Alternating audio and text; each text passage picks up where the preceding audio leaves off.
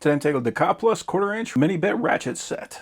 So that's interesting. It actually comes with a little metal case.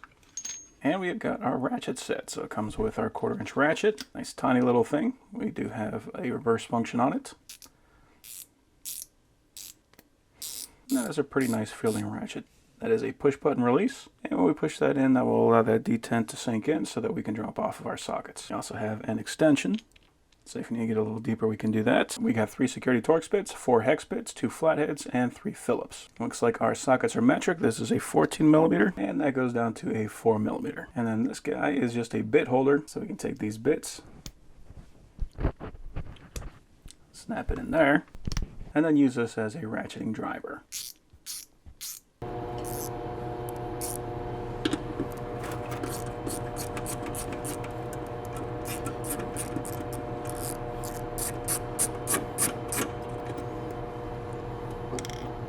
So yeah, overall, that was a handy little ratchet set.